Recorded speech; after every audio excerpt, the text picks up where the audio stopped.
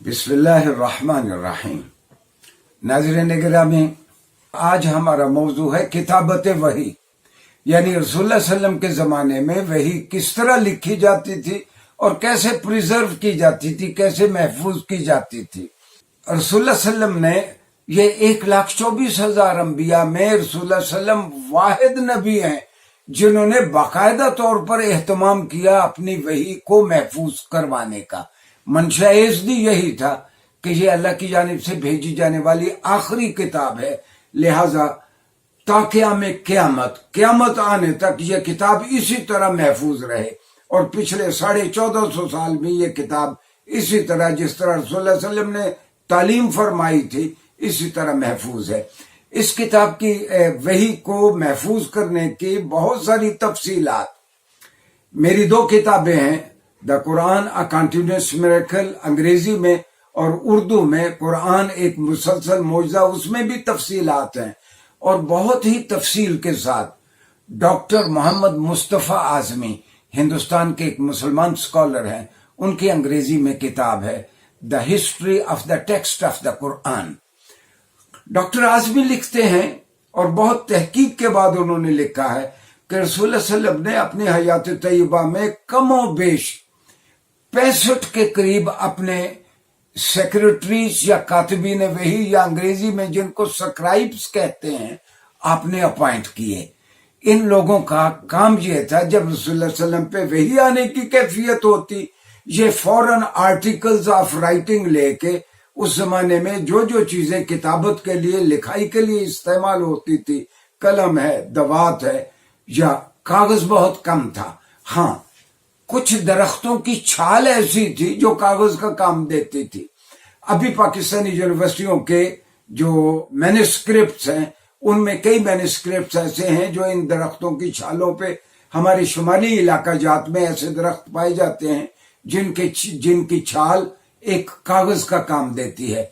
अलबत्ता रसूलुल्लाह सल्लल्लाहु अलैहि वसल्लम के जमाने में कपड़े पे भी वही लिखी जाती थी, स्किन यानी जिल्द पे भी लिखी जाती थी, लकड़ी के टुकड़ों पे भी उनको मुलायम करके लिखी जाती थी, और सबसे ज्यादा वही जो लिखी जाती थी, जो ऊंट का कंधे की हड्डी है, ये एक बड़ी सारी टेबलेट और तख्ती बनती है, उसको सहाबा किराम रिजवानुल्लाहि अलैहिम अजमाइन ने, कातिबीन वही ने साफ करवा के रखा होता, तो आप सल्लल्लाहु अलैहि वसल्लम पे वही की कैफियत होती। सहाबा अपने ये आर्टिकल्स ऑफ राइटिंग लेके आपके इर्द गिर्द बैठ जाते। जब आप अपनी उस कैफियत से बाहर आते, तो आपका तरीका ये था कि एक एक लफ्ज को 3-3 मरतबा बोलते, 3-3 मरतबा बोलते। और जब सहाबी लिख चुकते, आपके कातिबीन वही लिख चुकते, तो रसूलुल्लाह सल्लल्लाहु अलैहि वसल्लम उनसे पूछ, तो ये हजरत ज़ैद इब्न साबित का बयान है। ज़ैद इब्न साबित लैंग्वेज के भी बहुत बड़े माहिर थे, और रसूलुल्लाह सल्लल्लाहु अलैहि वसल्लम के जलीलुल कदर साहबी थे। इनका आइंदा लेक्चर्स में भी तस्करा होगा। ज़ैद इब्न साबित कहते हैं, ये मजमउ ज़वाइद में हैसमी ने लिखा है, बाबू अर्ज़िल किताबा बादा इमलाइही, हम इमला लिखने के बाद, वही लिखने के बाद किस तरह रसूलुल्लाह सल्लल्लाहु अलैहि वसल्लम को पेश करते।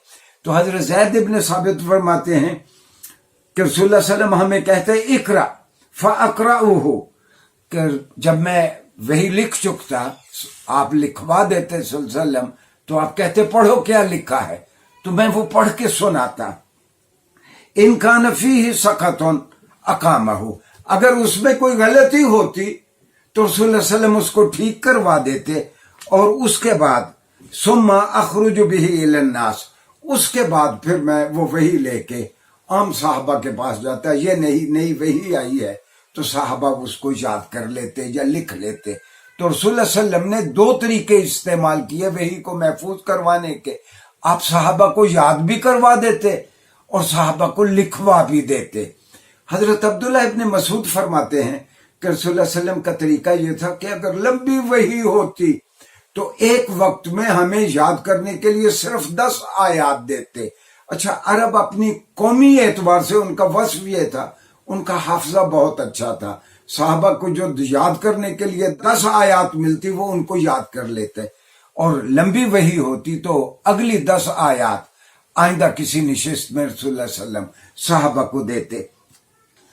ایک اور طریقہ رسول اللہ صلی اللہ علیہ وسلم نے یہ بھی اختیار کیا کہ آپ مسجد نبوی میں دن چڑھے یعنی 10-11 بجے آپ کہہ لیں، آپ بیٹھ جاتے، صحابہ کے پاس جو جو اپنی تحریریں ہوتی وہ لے کے آ جاتے اور اپنی لکھی ہوئی وحی وہ آپ صلی اللہ علیہ وسلم کو پڑھ کے سناتے، تو رسول اللہ صلی اللہ علیہ وسلم وہ وحی سننے کے بعد، صحابہ کی تحریریں سننے کے بعد، گویا جس نے ٹھیک لکھی ہوتی آپ گویا ایک سرٹیفکیٹ اس کو دیتے کہ ہاں تم نے ٹھیک لکھا ہے، اگر کسی میں کوئی غلطی ہوتی تو آپ اس کو ٹھیک کروا دیتے۔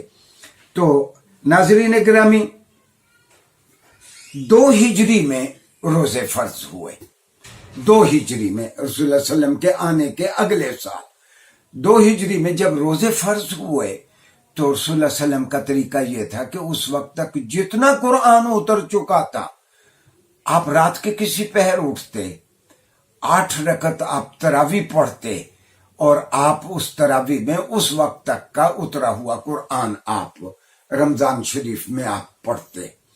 اور آخری رمضان المبارک میں حضرت عائشہ فرماتی ہیں، میں بخاری سے کوٹ کر رہا ہوں، قرآن سارا اتر چکا ہے، حضرت عائشہ کہتی ہیں رسول اللہ صلی اللہ علیہ وسلم نے مجھے کہا کہ اس بار جبرائیل نے مجھے حکم دیا ہے کہ میں 2 بار رمضان میں قرآن سناؤں، 2 بار دور کروں، یعنی 2 مرتبہ جبرائیل مجھے سنائیں گے، 2 مرتبہ میں آپ کو سناؤں گا۔